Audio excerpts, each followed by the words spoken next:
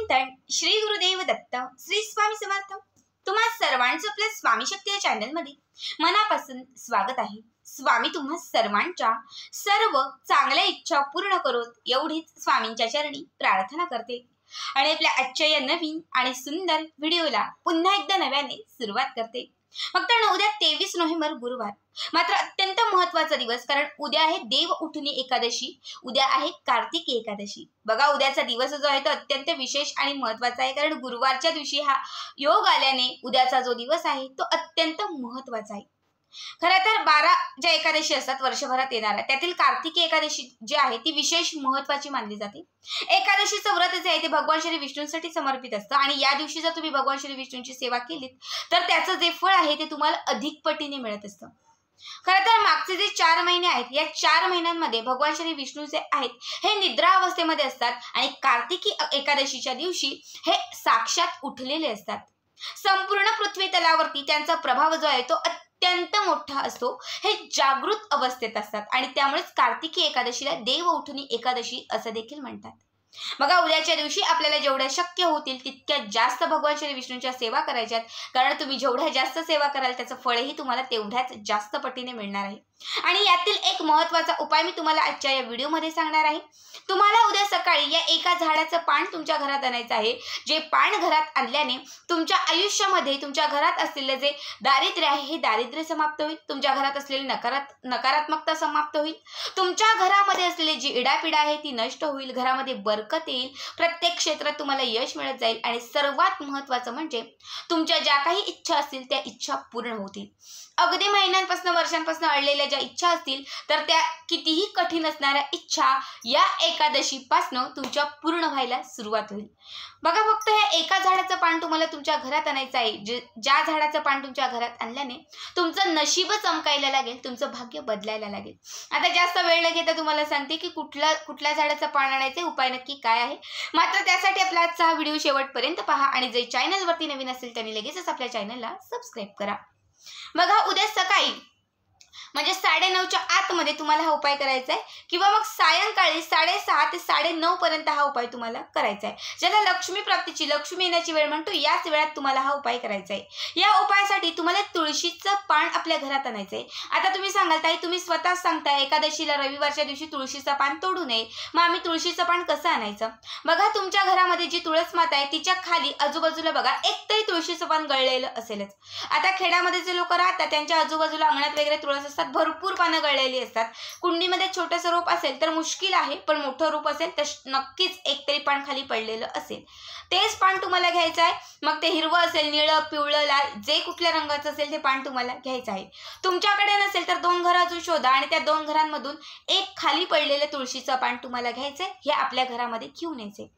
ठीक आहे, तुळशीचं पान घरात आणल्यानंतर त्यावरती तुम्हाला दूध आणि पाणी टाकून ते जे पान आहे ते स्वच्छ तुम्हाला साफ करून धुवून घ्यायचंय, जल आणि दुधाभिषेक घालून घ्यायचा आहे। त्यानंतर काय करायचं, देवघराच्या समोर तुम्हाला बसायचंय, आसन टाकायचं आहे।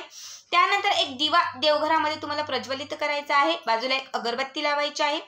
एक तुम्हाला प्लेट घ्यायची आहे, कुठलीही घ्या, तांब्याची, चांदीची, स्टीलची, पितळेची, जी तुमच्याकडे प्लेट असेल छोटीशी ती प्लेट तुम्हाला घ्यायची आहे। प्लेटमध्ये तुम्हाला एक हळद कुंकवाने स्वस्तिक काढायचं आहे। ठीक आहे, हळद कुंकवाने स्वस्तिक काढून झाला की त्यानंतर एक लाल किंवा पिवळ्या रंगाचा तुम्हाला कागदाचा तुकडा घ्यायचा आहे। लाल किंवा पिवळ्या रंगाचा कागदाचा तुकडा घेऊन त्यावर तुमची जी इच्छा असेल, ज्या इच्छेसाठी हा उपाय करत आहात ती इच्छा एका शब्दात लिहायची आहे। समजा हा उपाय मी इच्छा प्राप्तीसाठी करत आहे, नोकरीसाठी, तर लिहा की नोकरीच्या इच्छेसाठी मी हा उपाय करत आहे। समजा विवाहासाठी करत आहात तर लिहा मला चांगला नवरा मिळण्यासाठी मी हा उपाय करत आहे। तुम्ही जर व्यवसायासाठी करत असाल तर माझा व्यवसाय झपाट्याने वाढण्यासाठी मी हा उपाय करत आहे। तुम्ही जर तुम्हाला मुलं होण्यासाठी, मुलंच नाही येत ताई किंवा मुलं खूप किरकिर करतात तर त्या संदर्भातील तुमची जी इच्छा असेल ती लिहायची। कुठलीही अशी अडलेली जी इच्छा असेल, धनप्राप्तीसाठी असेल तर मी हा उपाय धनप्राप्तीसाठी करत आहे, अशी एका वाक्यात तुमची जी इच्छा असेल ती इच्छा तुम्हाला त्या पानावरती लिहायची। आता पानावरती कुठल्या पेनाने लिहायची तर तुम्ही लाल पेनाने लिहू शकता किंवा निळ्या रंगाच्या पेनाने लिहिली तरीही चालेल।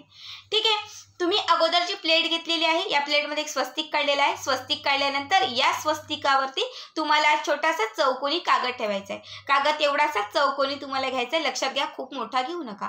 छोटासा चौकोनी कागद घ्यायचा आहे, तो याच्यावरती ठेवून द्यायचा आहे, तुमची इच्छा लिहून. त्यानंतर या कागदावरती 1 रुपयाचं एक नाणं ठेवून द्यायचं आहे आणि तुम्ही दुधाने अभिषेक घातलेल्या पाण्याने म्हणजे जलाने अभिषेक घातलेलं जे तुळशीचं पान आहे, हे तुळशीचं पान त्या 1 रुपयाच्या नाण्यावरती ठेवून द्यायचं आहे.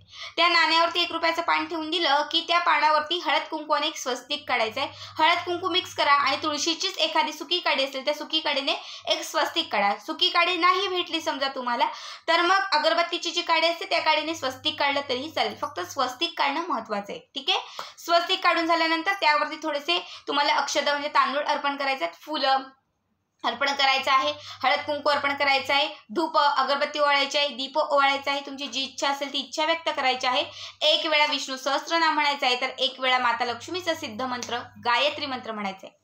या दोन्ही सेवा करून तुमची जी इच्छा असेल ती इच्छा तुम्हाला व्यक्त करायची आहे. हे सगळं करून झालं की त्यानंतर काय करायचं, तो जो कागद होता जो तुम्ही त्या प्लेटमध्ये ठेवलेला होता, त्या कागदामध्ये तुम्ही जे तुळशीचं पान, 1 रुपयाचं नाणं, तांदूळ, फुलं, अक्षरे जे काही ठेवलेलं आहे त्याची एक पुडी करायची. जसं खाऊची पुडी करतो सेम त्याच पद्धतीने तुम्हाला त्या कागदाची एक पुडी करायची आहे.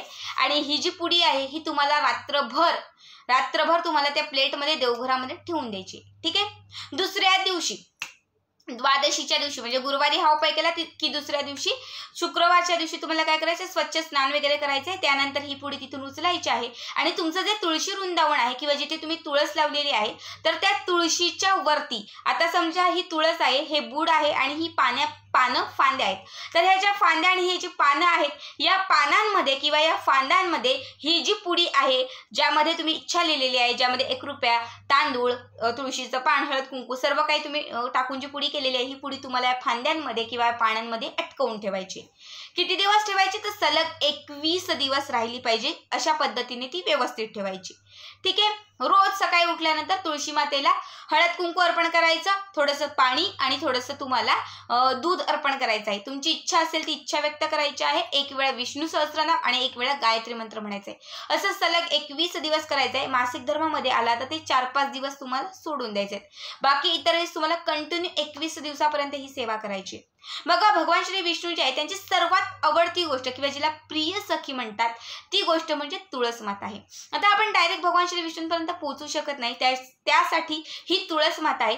तिच्या समोर आपण जे काही उपाय केलेत आपली इच्छापूर्तीसाठी किंवा एकादशीच्या दिवशी जर आपण काही मनोकामना तिथे व्यक्त केल्यात, आपण भगवान श्री विष्णूंची सेवा जर तिच्या समोर केली तर आपली प्रत्येक इच्छा भगवान श्री विष्णूंपर्यंत पोहोचली जाते. आणि जेव्हा त्यांच्यापर्यंत ती इच्छा पोहोचली जाते तेव्हा ती इच्छा जी आहे ती त्वरित पूर्ण होते.